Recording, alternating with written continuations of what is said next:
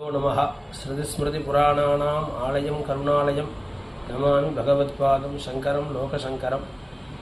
அம்பாள் அனுகிரகத்தில் எல்லாரும் கேட்டுன்றதின் பேரில் நித்தியப்படி அனுஷ்டானம் பண்ணுறதுக்கோ சாஸ்திர விஷயங்களையோ சின்ன சின்னதாக சொன்னோம்னா எல்லாருக்கும் ஹிதமாக இருக்குமேன்னு சொல்கிறா.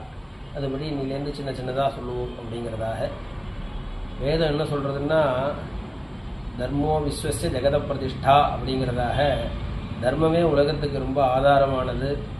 அப்படி தர்மமாக இருந்துட்டோம்னா லோகக்ஷேமம் ஏற்படும், எல்லாரும் தர்மமாக இருக்கணும் அப்படிங்கிறதாக வேதம் சொல்கிறது.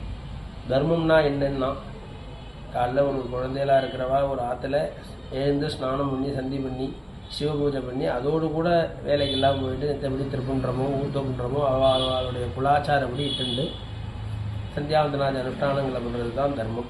அப்புறம் கோவிலுக்கு போகிறது, அம்மா அப்பாவுக்கு நமஸ்காரம் பண்ணுறது, அதோடு கூட மடி ஆச்சாரங்கள்லாம் தெரிஞ்சுக்கிறது, வெளியில் போனாலும் தர்மமாக இருக்கிறது அப்படிங்கிறது தான் தர்மம்.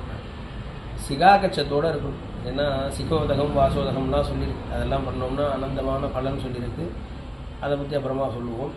சிகாகச்சம் இல்லாமல் ஒரு சந்தியோ ஒரு ஹோமமோ ஜபமோ பண்ணுறோம்னா அதெல்லாம் பலன் கிடையாது, ஆசுரமாக போயிடும்னு. அதனால் எல்லோரும் சிகை வச்சுக்கணும், கச்சம் கட்டிக்கணும். சின்னதாக சிகை வச்சுக்கலாம், லஜ்ஜப்படணுங்கிறது இல்லை. அப்படி சிகையை வச்சுட்டு சந்தியாவந்தனம் பண்ணுறோம். அக்னி காரியமான முடிஞ்சது தீரனாக இருக்கேன்னா உபாசனம் சமிதாதானங்கள்லாம் கூட பண்ணலாம். அப்படி அனுஷ்டானம் பண்ணிட்டு சிவபூஜை பண்ணிட்டு எல்லா கிரகத்துலேயும் எச்சப்பத்தெல்லாம் கொஞ்சம் தெரிஞ்சுட்டு சாஸ்திரப்படி இருந்தோம்னா நமக்கும் க்ஷேமம், லோகத்துக்கும் க்ஷேமம். மனு என்ன சொல்கிறாருன்னா, நல்லா வாசித்து சாஸ்திர ஜானம் உள்ளவாள்லாம் பெரியவாள்லாம் எந்த வழியில் போகிறாளோ அதுதான் சாஸ்திரம் அப்படிங்கிறதாக. அவள் எப்படி இருக்கணும்னா, நல்ல வாசித்தவாளாகவும் இருக்கணும், நல்ல அனுஷ்டானம் பண்ணக்கூடியவாளாகவும் இருக்கணும், ராகத்வேஷம் இல்லாமல் எல்லார்ட்டையும் சமபாவமாக வைமனஸ்யம் இல்லாமல் சௌமனஸ்யமாக இருந்துட்டு லோகக்ஷேமமான காரியங்களில் ஈடுபடக்கூடியவான பெரியவாக்கள் யார் 4 பேர் சாஸ்திர வாசித்தவா இருக்காளோ அவெல்லாம் என்ன தர்மமாக வாழ்ந்து காமிக்கிறாளோ அதுதான் சாஸ்திரம் அப்படிங்கிறதாக மனு சொல்கிறார்.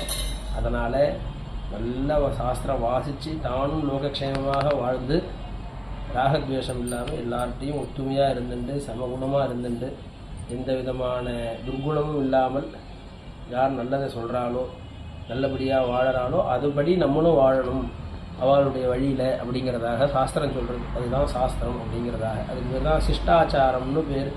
4 பேருக்கு சம்மந்தமாக ஒரு காரியம் பார்க்குறதுன்னு சொல்லுவாள் பெரியவாள்லாம், கேட்டுருப்போம்.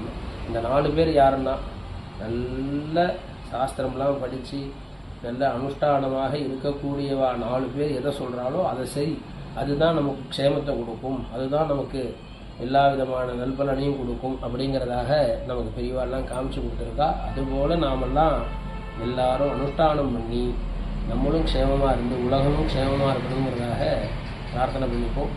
டெய்லி ஒன்று ஸ்திரீகளுடைய தர்மம் என்ன, புருஷாளுடைய தர்மம் என்ன, எது ஆச்சாரம் அனுஷ்டானம் எப்படி அப்படிங்கிறதெல்லாம் ஒன்று ஒன்றா சொல்லுவோம். இன்றைக்கி அம்பாள் அனுகிரகத்தில் சின்னதாக ஆரம்பமாக இருக்குது. ராமராமம்.